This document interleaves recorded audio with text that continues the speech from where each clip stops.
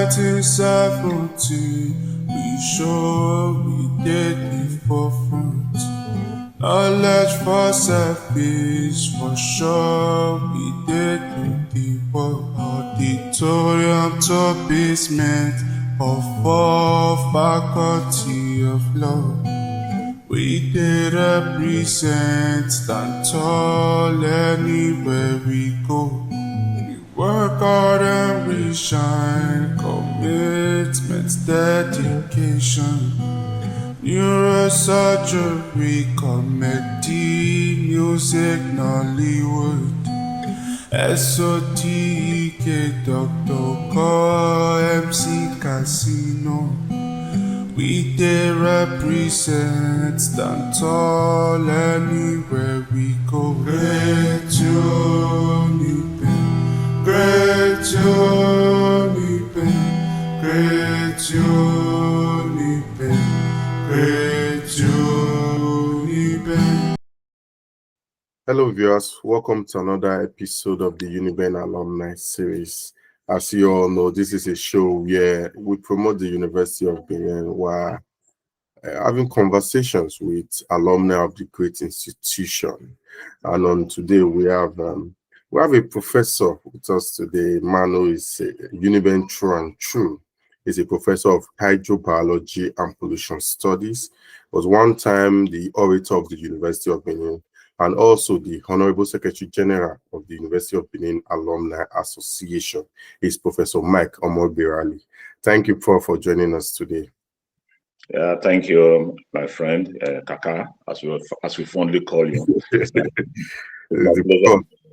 I must appreciate you for your patience, and we have tried to get this done several times, and thank you very much for always making yourself available, Prof. Thank you, sir. Thank you. We begin to wonder whether it was village people that was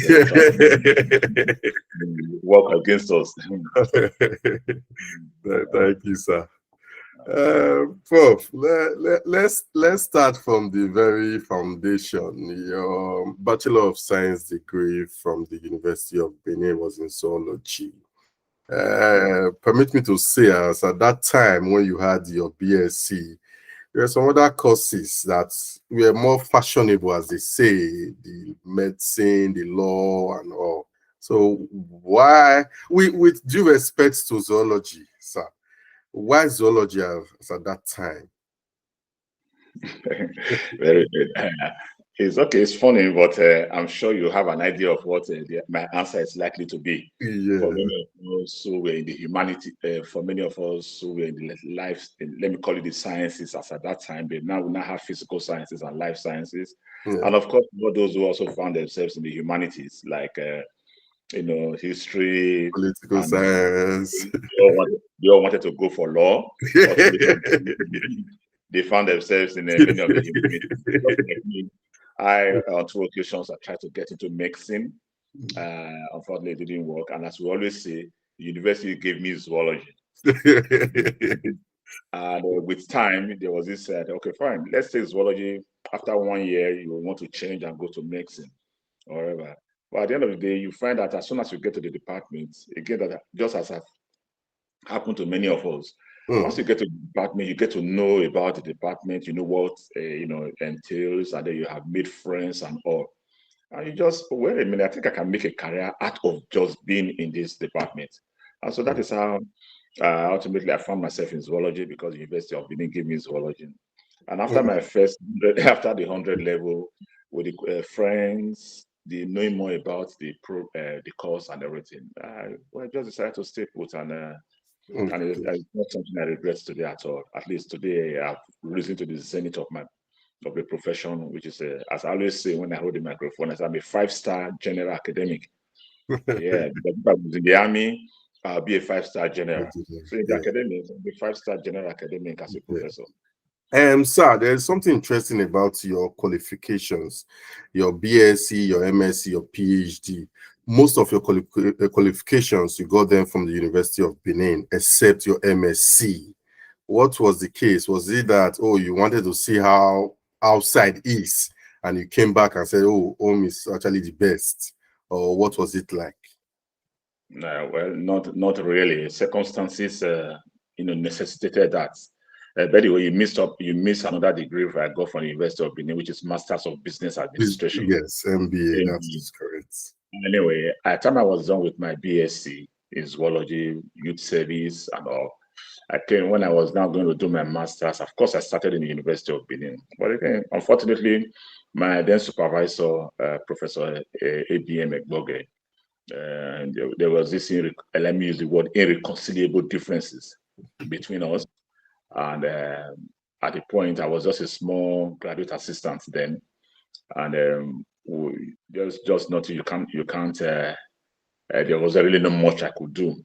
But luckily, again, for the University of Benin, the then Vice Chancellor, Professor Andrew Onokoraye, intervened and said, "Well, young man, if the university is ready to take care of you, if you seek alternative." And so I went out to the University of Ibadan to get my MSc, all expense paid, research and everything undertaken by the University of Benin. Okay. So that's how I fit into UI. But or if I had my way, it would be all UNIBEN, all true and true. And it's okay. I always say so that I have the experience of the best university in the world, which is the University of Benin, and the greatest university in the world, which is the University of Ibadan. Okay, we can accept that. Well, I've had other guests on this show. Those are graduated in the 70s and even early 80s, and even more recently, the recent generation, my generation, and even the younger generations. And it's quite different experiences for these students while they were in school, while they were in UNIBEN. How was UNIBEN like for you in the late 80s when you were a student? Some in the 70s talked about how they enjoyed a lot of subsidy when it comes to food. The accommodation was perfect, 2 to a room or 4 to a room, and they helped them with laundry and all that. How was the university like in your time in the late 80s? You make it sound as if I'm an old man. But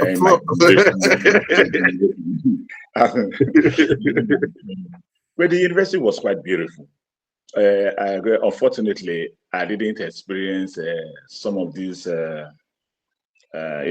what some of my elders also enjoyed. They will always use it to tease us the Thursday evening and Sunday afternoon, where about 4 of them will have a whole chicken to themselves. Yeah. The military administration then, I think they had just come in and they abolished, the central feeding system in the university system just before, I think about a year or 2 years before I came in. But that notwithstanding, the university was still a very, very beautiful place to be in. I still have 3 or 4 in a room. The rooms were all clean and taken care of. The amenities were fantastic.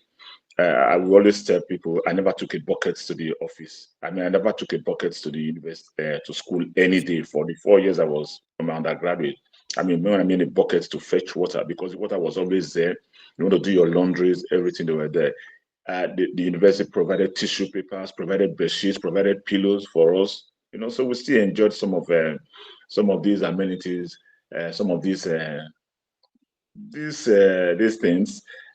Even when they abolished the central feeding system and we had to buy food ourselves, you'll be surprised that 20 naira, 20 naira then, or is it 20 naira or 20 kobo? I think 50 or whatever, one of them, I can't really remember now, was enough to, give you a very solid meal in the buka.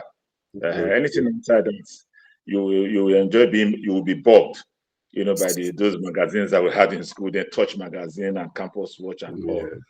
Because I will say that it was still a very, very beautiful experience, not compared to what it is that is today. We had a very good time. Okay, still on that era, that was the time when we had late Professor Grace Alile Williams as the Vice Chancellor. She just came from UNILAG, I think in 85 or so, and she was made the Vice Chancellor at that time. Many that witnessed at time call her a very charismatic leader. She was obviously the very first female vice chancellor in Nigerian university. How can you categorize our administration? How was it like for you as a student? You saw it firsthand. I saw and experienced Professor Grace Alele Williams, first as a student of the university. But I will be eternally grateful to her because she was the one that employed me as a graduate applicant in the university, when I came into the university. But she knew, well, she didn't at the onset, if you go through the history that brought her, or the circumstances that brought her to UNIBEN wasn't really where she wanted to be. All right, but by the federal and executive, a presidential fiat, that's how she found herself in the university as a vice chancellor. First and foremost, there were challenges. One, she wasn't from UNIBEN. Two, she was a woman, and I don't think the atmosphere was quite ripe then, even for students to have a woman at the helm of affairs. So among the academic staff and even non-academic staff, there were this opposition she experienced, but she knew exactly what she wanted. She knew what her legacy was going to be, and so in spite of these challenges, these obstacles that were in her way, she went ahead as much as possible to try to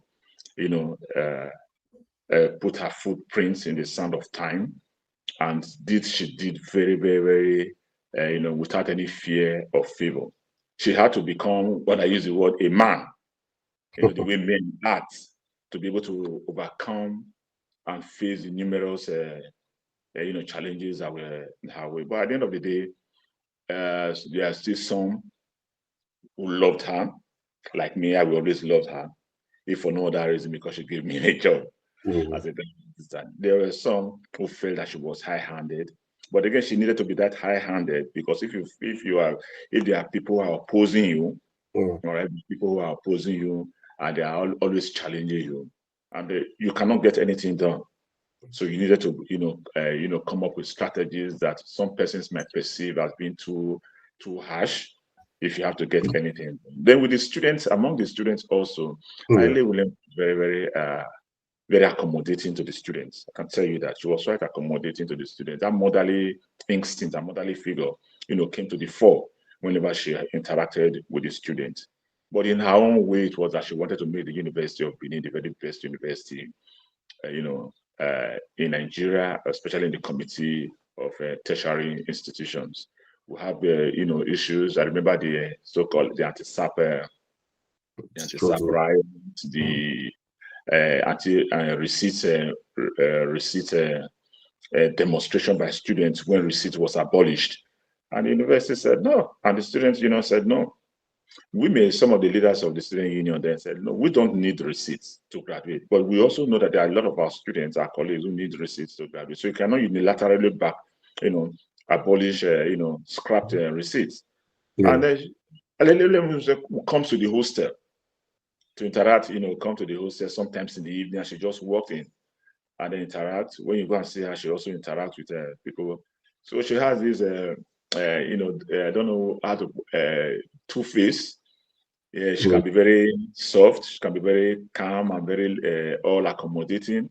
And then when she needed to have something done, she can also be very, very, tough to get, something that she has believed in, that she wants to get it, achieved. That was Alele Williams. I think that's basically so much that we can say about her.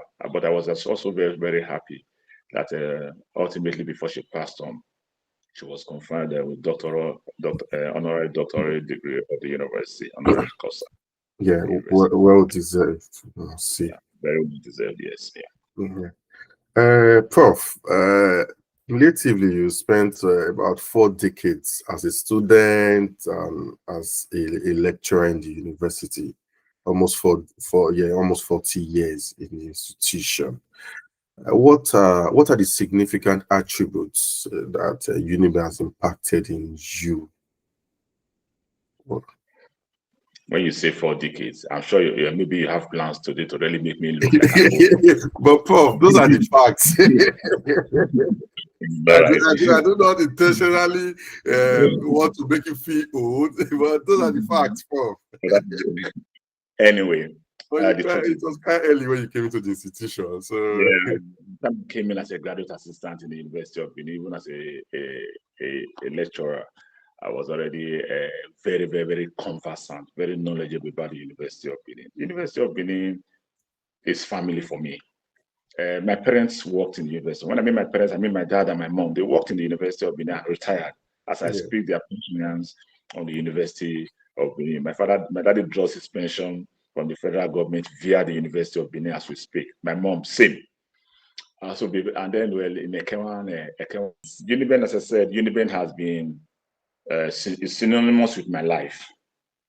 My parents worked in UNIBEN and retired in the University of Benin. In fact, they still draw their pension from the University of Benin. And I always joke that, my wife also was schooled in UNIBEN. And then I got married, my wife also met her in UNIBEN.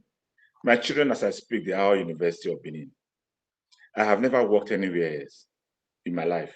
All my life has only. So UNIBEN is basically a synonymous with my life. I always put it in this way: God, family, University of Benin. God, the ultimate source of all wisdom and inspiration that made it all happen. My family will always be my life. And of course, the University of Benin. The ultimate experience, social, economic, or name it, they have from the University of Benin. So if I have to write a book, I bet you 75% of the book will be my experiences and all that I have achieved by the grace of God with the University of Benin. So we put it in a nutshell. That is what UNIBEN means to me. And will continue to mean to me. That's great to hear, Prof. Let's talk about your time as you are still quite you are still very much interested in the affairs of the Alumni Association. You are still quite significant in that regard, and you have been chairman of the UNIBEN branch, which is we call the home branch. You have been Secretary-General of the worldwide at the worldwide level. What is it like to be involved, to be a leader of the Alumni Association of our university? What are the experiences you can share with us holding such significant positions? Thank you, Kaka. If you get a copy of my inaugural lecture by the grace of God, which I delivered some years ago, that one of the very few those gave inaugural lecture and devoted an aspect of my inaugural lecture to what the alumni means to an institution. We live in a climate, in a society where we get so much from our alma mater. As we speak, the bulk of those that have graduated from the University of Benin want to work in University of Benin. They want their children to come to the University of Benin. They want contract from the University of Benin. On and on, they keep collecting and collecting from the University of Benin. There's nobody gives a hoot, and many of them do not give a thought of, this institution that has given us so much, how can we give back to this institution? That is what alumni is all about. Which was why these were the things I just told you a few minutes ago, that the University of Benin is synonymous with my life. How do I give back to the university? First of all, be active in the Alumni Association. And so many years ago, I found myself contesting as chairman of the University of Benin Alumni Association as for the position of the chairman. And I give thanks to God because getting that position, I was able to make significant impact, create a huge awareness amongst the alumni family in the university. Many of them were there, they didn't know.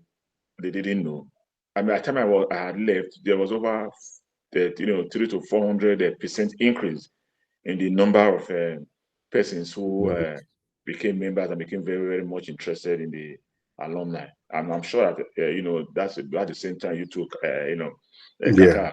You give us that platform. Yes, and tomorrow we are still on it. The following that, I was asked And they say, look, you have done exceptionally very well. Can you run for the position of the Honorable Secretary-General? I pride myself by saying that I'm the only Honorable Secretary-General. All the others are Secretary-Generals. When the Obekis and the other Secretary-Generals before me hear this, they will, they will want to have over it.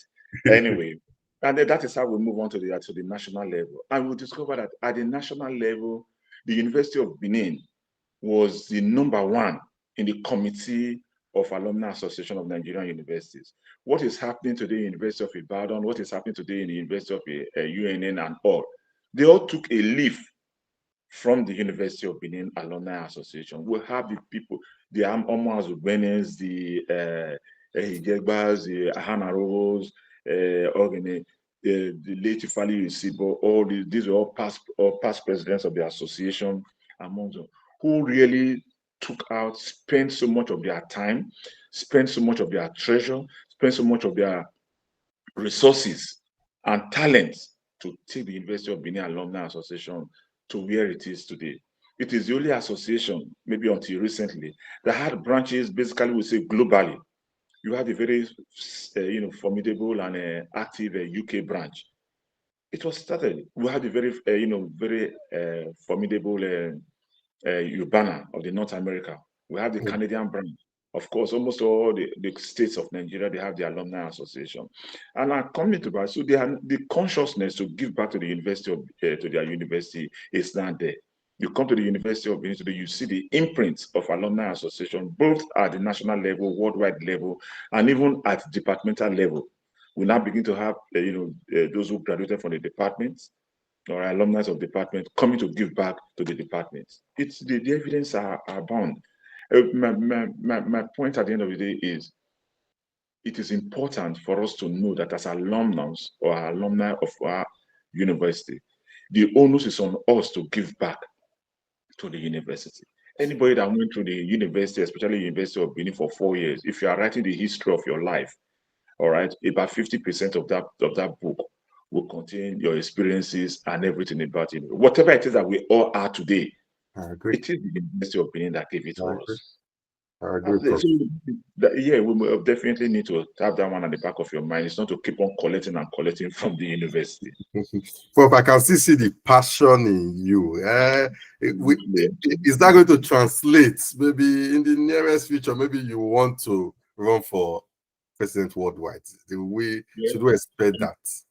Well, unfortunately, as we all know, the constitution of the University of Benin, the constitution of the University of Benin Alumni Association, somehow, I don't want to use the word forbid, that would sound too harsh, but sort of, precludes staff of the University of Benin for running for the president of the, worldwide president. And the reason is very simple, that sometimes you are unable to delineate between the president job and the system, and the management is also unable sometimes to differentiate between my staff, who doesn't like an idea or a policy, and the alumni association that you are speaking on behalf of the alumni association. And so for many years, in its wisdom, the alumni association just said, okay, fine, those of you who are staff of the University of Benin, for the growth, continuous enhancement, continuous development of the alumni association, let us, those of us that are in the out there, occupying the position, will be able to make better contributions, better, we're able to maximize our contributions towards developing the university. Okay, fair enough. Prof, lastly, you mentioned about your inaugural lecture, which you had 6 years ago, in 2019, September 2019.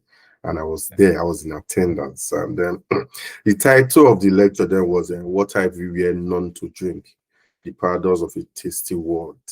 Prof, can you give us, I'm not asking because I do not have the capacity to ask you to give a recap of your inaugural lecture, but for some person that were not there, and it's quite catchy, the title is quite catchy. What is it about, Prof? Well, preparing for that inaugural lecture, the title, part of what you need to really work on is that years later, people should remember your title of inaugural lecture. And this will stick. And so when I came up with that topic, it was right on point. What everywhere not to drink, the paradox of a thirsty world. That was the 225th inaugural lecture of the University of Benin. That's 225. Ironically, my other name now, a lot of people call me 225. Whenever they see me, it's 225. And I think we're in, is it 300 and something now? Fourth now, or I think it's coming up. That will be coming up soon. Okay. Prof, you are accusing me that I'm trying to make you old. Well, so my jersey in the back, the number of my jersey is 225. Yeah. I walked around on campus, and my colleagues once called me and say 225. That's my And so that's because, and they still remember, some persons still see me tomorrow and they call my inaugural lecture title. And that means that what it is, one of the things I set out to achieve, all right, I did. That is getting the title to be ingrained in the memory of people going forward tomorrow. Now, with respect to the inaugural lecture, basically stems from my research. Basically, that in the midst of plenty, in this case, we're referring to water because that is my primary research, area, especially fresh water, that is rivers, lakes, streams, oceans. And so we all know that water is the source of life, but we also know that today, worldwide, even among our own immediate environments and to a remote environment, there are a lot of people who are suffering different form of diseases due to what unavailability of water, and even if it is available, quality water. But then we live in this part of the world where there's so much water, yet a lot of persons cannot find potable water to be used for either for drinking, that's potable water, and for their domestic purpose. So that's why I said, in the midst of so much water, none to drink. Now, you can also look at it from a larger perspective. Nigeria as an example, where in the midst of so much mineral resources, capacity, or poverty is, almost everywhere in the country.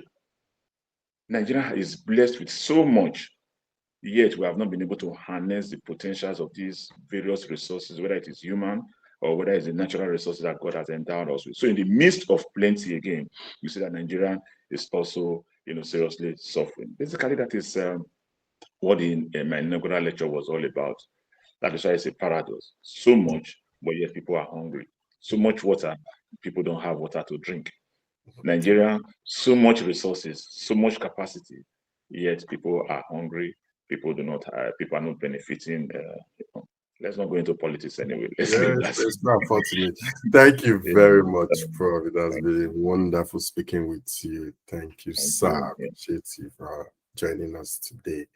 I've been speaking with Professor Myke Omoigberale, former UNIBEN orator and former Honorable Secretary-General of the University of Benin Alumni Association. He's a professor of hydrobiology and pollution studies.